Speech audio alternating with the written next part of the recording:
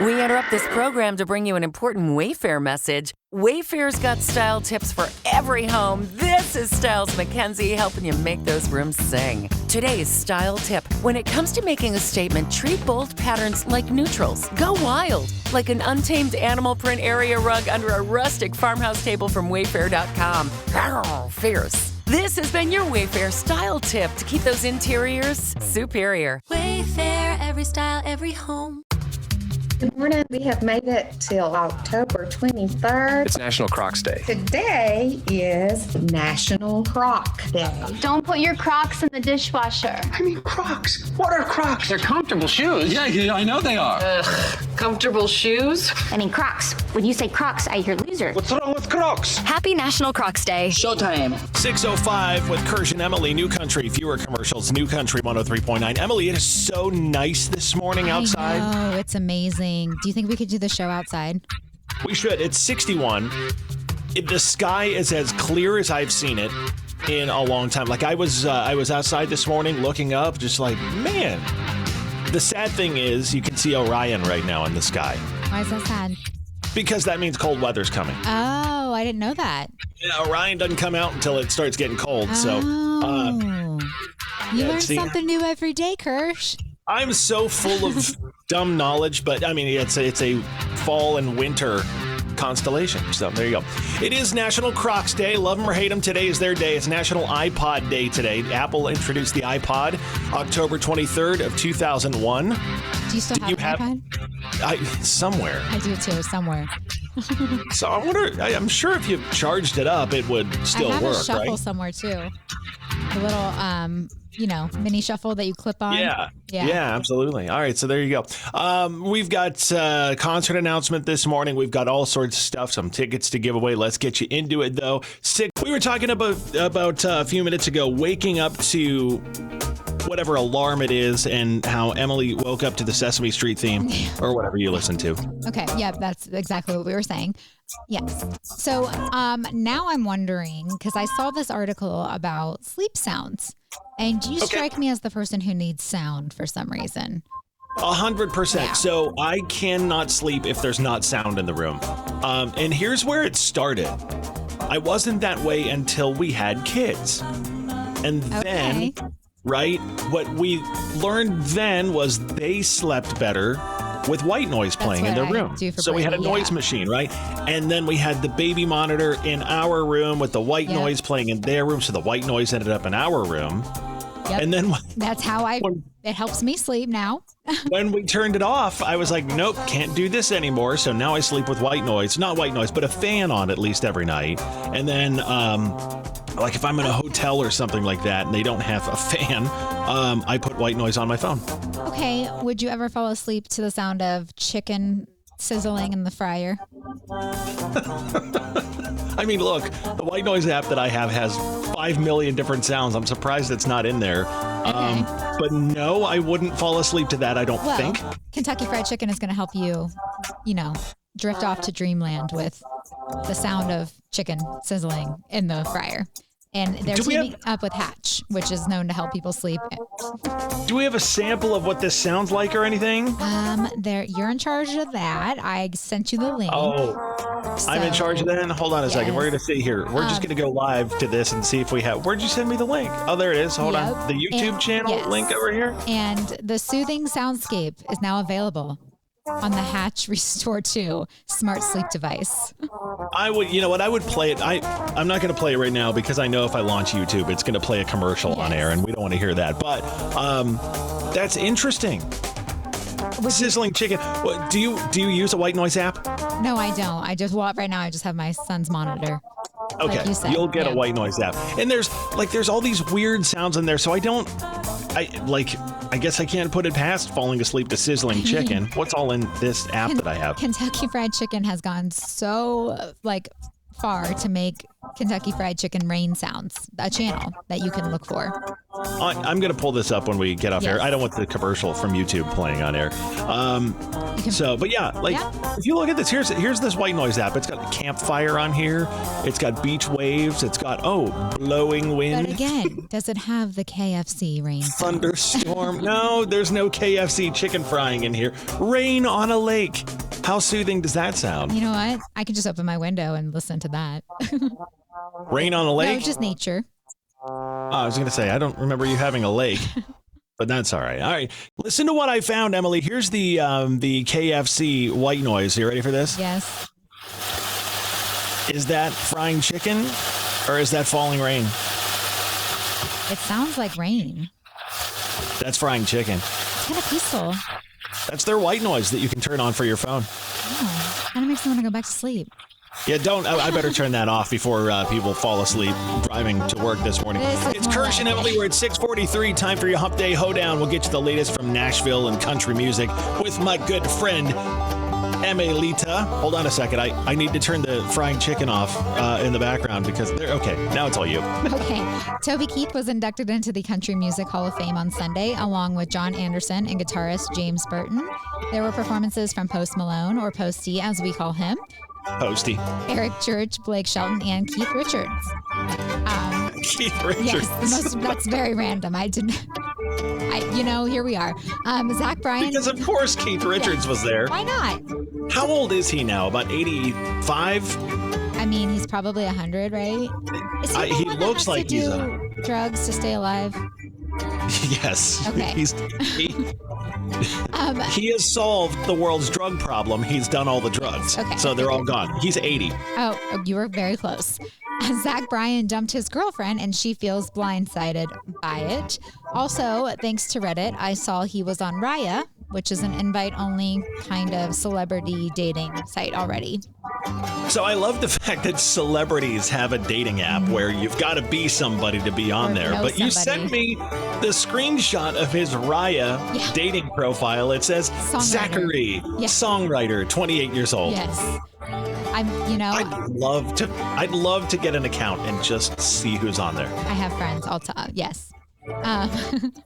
So speaking of Zach Bryan, did you hear any of his interview with Bruce Springsteen? No. Oh, he said that he doesn't know if he wants to be in country music, basically. Okay. I mean, because he said that people don't categorize Bruce as rock musician, so why is he a country musician? I know. But you know what? He's only 28. Give him a few years. Yeah, exactly. Lainey Wilson made a visit to Chimney Rock area of North Carolina on Monday, where they're still recovering from Hurricane Helene. And she thanked the first responders and boosted morale, which I can see that. She's very good at hyping people up. She's a good hype girl. Yeah, she is. Yeah, she also brought in some supplies of some sort and provided a platform for people to share their status on the recovery. Oh, that's pretty cool. So that's good. I like when. Good. I'm still kind of wound up about that whole Zach Bryan, Bruce Springsteen thing. I don't like when people labeled a country musician. I don't like people who. I don't like it when people who have built success on the back of something then go kind of diss it. Yes, and just own it. You're right. I mean, I sit there and I think Bruce Springsteen, I think he's a rock musician, so. Exactly. Yeah. Dude, seriously, just own it. All right, so I promise we're not going to talk politics here, but Emily, do you do early voting or do you wait until voting day and actually go that day and cast your vote and all that kind of stuff? Voting that day. That day, okay. There's a lot of people that are doing early voting now. Yeah, I'm a voting day kind of person too. I like to show up. There's something about the crowd, going in, getting your sticker. I know, I love the sticker. Right. I really do. Are you stressed about the election coming up? Aren't we all, Kirsch? Aren't we all? I think so. I'm ready for this to just all be over. It's Kirsch and Emyle. We're at 7:13. New country, fewer commercials. New country 103.9. Listen, here's the thing. It is super stressful. The thought of the election coming up in less than 2 weeks. If it's making your heart beat faster and keeping you up at night, you are definitely not alone. There's a new survey from the American Psychological Association that finds almost 70% of American adults are stressed about the election. 77% of them say the future of the country is their top stressor compared to surveys conducted during the last 2 elections. Americans are just as stressed as they were in 2020, but more than 2016. Most people say they're concerned about election violence in this, and more than half are worried about the end of democracy. So those are some big things. It doesn't keep me up at night, but I think keep me up at night. The media has all just kind of jammed all that down our throats for so long where we're like, everybody's just wound up. Yeah, and that's when I've just gotten to the point of I don't discuss it. I turn it off, and because I know what I'm going to vote for, and that's that. That's all I can do. It's out of my control. Would you agree with this? I don't like this is just kind of how I look at things. Sure, I vote one way, and I know who I'm voting for. Right. There's nobody who's going to change my mind on that at this point. Exactly. Do you think like 75% of people are kind of in the middle? It's the loud, Yes. Oh, absolutely. Yes. Yeah. It's the loud crazies that we hear the most from, right? No, it is. And I mean, I've had friends send me stuff and I'm like, I'm not going to watch that. I don't care. We don't agree. Right. We're never going to agree on this. So please don't send me this. Love you this though. That's what I say. Love you, bye. Yeah, that's pretty much what I say because don't send me your political crap. Your stories and stuff. They're not going to change my mind. It's so true. I just like to live my life in my fantasy land, I guess, right? Well, yes, you do. I'll agree with them on that. There's something interesting that came out of this survey, though. It said, amidst the concern, 60% of people who say they're optimistic that positive change will come out of the election. I guess it depends which way you're going to be optimistic, right? Right, exactly. Well, 60% of people think something good is going to happen. So there's something good. I always think something good is going to happen. You do. I love that about you. You're like, let's just all get along. It's so cute. Positivity and kindness. I just played everything all at once. That was really awesome. What's the movie with the guy with the no regrets tattoo? We Are the Millers. It's one of my favorites. Okay, that's what I was thinking. It was We Are the Millers or Hot Tub Time Machine. So thank you for that. I'm glad you brought that up because, the great 21st century philosopher Jennifer Aniston once said, there are no regrets in life, just lessons. And I agree. I'm one of those people that I try not to really regret anything. I don't think I do regret anything. You have zero regrets whatsoever. Yeah, and every time I think of the word regrets, I think of the tattoo, no regret. No regrets. Yeah. And then, so here's the thing. I'm with you on this. Like, I don't regret much. I would say, like, I don't know, from being a teenager, maybe there's things that I wish I would have done, like I was too afraid to do or not like bold enough to do or thought that, I better not, You know by now that I'm an ask for forgiveness rather than permission kind of person. Yeah, we do it daily here. We do. But I think that comes from that, like a couple things in life where I'm like, I wish I would have done this different. So what you're saying is you wish you stole a car and then asked for forgiveness later?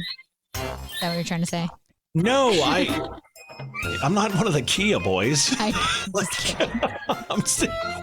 Don't ever do that. Don't ever do that. Man, I wish I would have stolen a car. Yeah, Grand Theft Auto is not something I want on my record. Good. But yeah, I know that some people do have regrets. I just think regrets hold you back. And you learn from every mistake. So this thing that you put on the on my screen here says 1 in 3 baby boomers have regrets that span 3 decades, and it crosses their mind an average of 3 times per month. The average millennial says their biggest regret happened 11 years ago.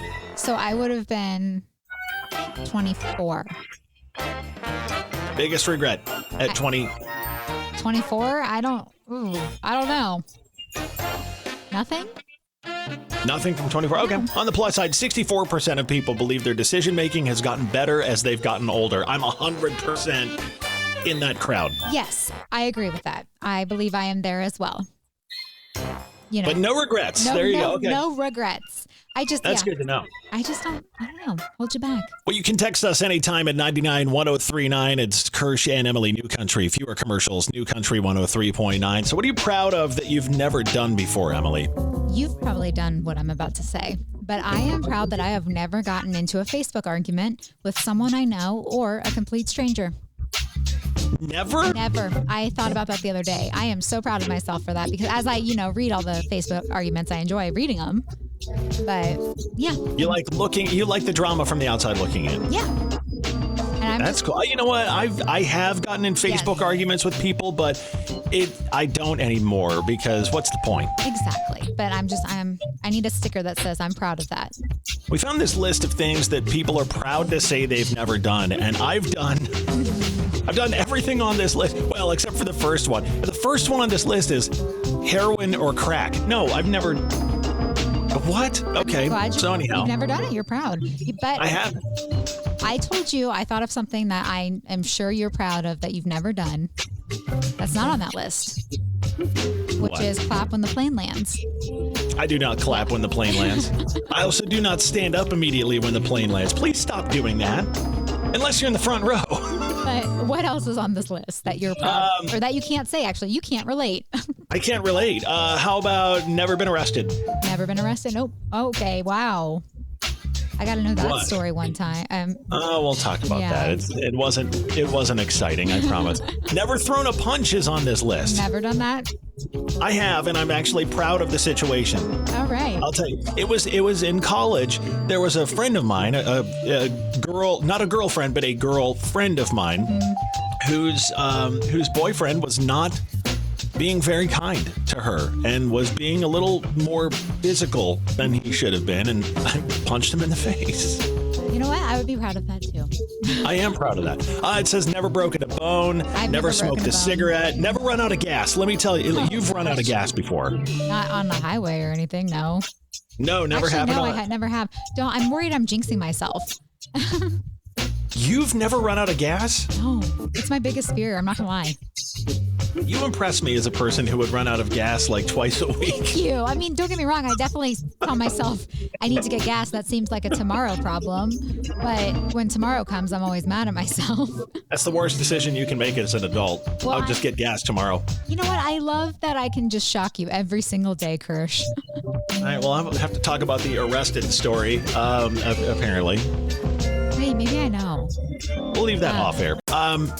Have you ever been told that you're getting older by someone super young? Feels great. No, I haven't actually. So I that's have good. to not It's experience coming. that for a while. So check this out. They asked kids they asked 10-year-olds what they look at as an old person, like or things age. that old people do. Are you ready for I'm some ready. of these? All right. So the first one on here said a kid told someone they were old because they were born in the 1900s.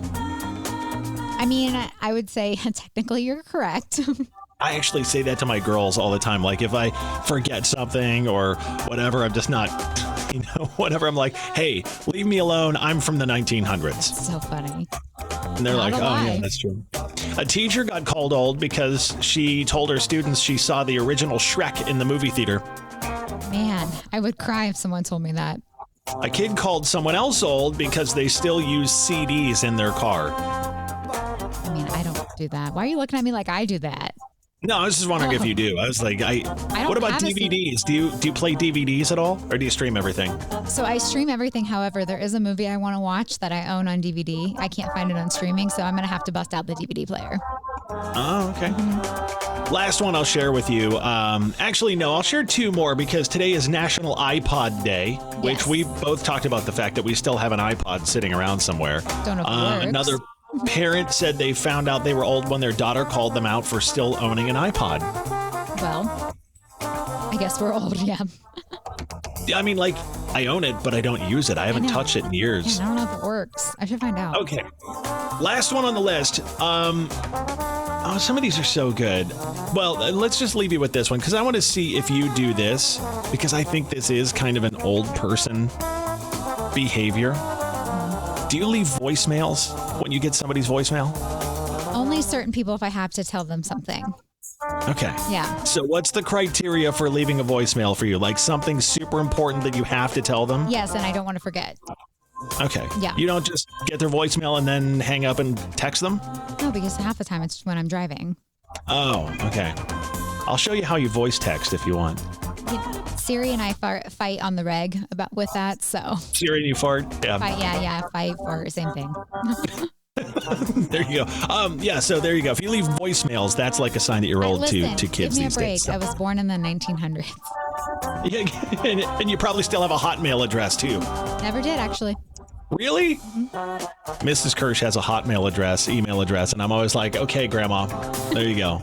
I'm like, get Gmail, get with the program here. Kirsch and Emyle, New Country, fewer commercials, New Country 103.9. So, Kirsch, I need your opinion. I know you love when I'm, ready to ask you this. These are always good. Hit me with this. What do you got? I need to first say that I do not plan to do this. I need to make that very clear.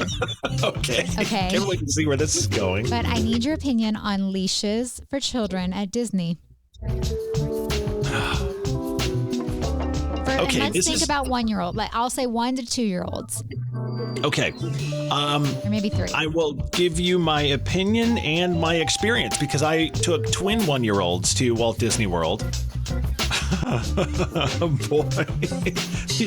Remember how we talked about regrets earlier and how we said we don't have any regrets? You regret not getting a leash, I'm assuming. No, I regret taking 1-year-olds to Walt Disney World. It was a horrible experience. I will never forget Mrs. Kirsch in the middle of the Magic Kingdom with a child on the ground throwing a tantrum in the middle of Main Street. And I walked up to her and saw this happening, and she goes, "This is not magical." I can picture it. So, okay, my opinion on this, take it for what it's worth. I wouldn't. If you've got a child that you think is going to be a flight risk that's going to take off, though, and it's the only way to keep them close, I mean, go for it. But we were able to keep our 2 under control. Again, they were like 16 months old, so one and some. That's how old Brady will be. 17 months when we go? No, 16 and a half, actually. Bless you. It'll be magical. I don't know what you're talking about. It will be magical. 3, 4 is my personal opinion on the best first age to go with your kid to Disney is probably like 3 or 4. We took them again when they were 6 or 7, and that was the trip. Well, that was the one where they got it, they understood it. You know what's good about all of those ages? It'll be like their first time every single time because they won't remember. Yeah, exactly. Well, that's the thing. We ask them about all those trips. They're like, oh, we don't really remember those. What is your opinion on leashes on kids at Disney? I mean, I don't judge people if they do it, but it's not for me. I don't judge people either. Like I said, if your kid's a flight risk. Yeah, if they're a runner, by all means. Yeah, right? I just know it's not for me. And it came up in conversation the other day, so I said, I'm going to ask Kirsch's opinion. You're going in a couple of weeks, and I can't.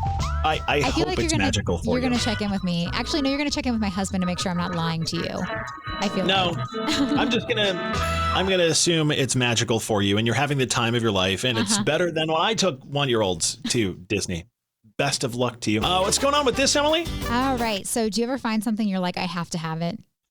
Yeah, all the time, thanks to Instagram ads. Instagram ads get me all the time. Okay, so you have a dog. Do you ever wish you could curl up in a super soft bed with like built-in pillows like your dog?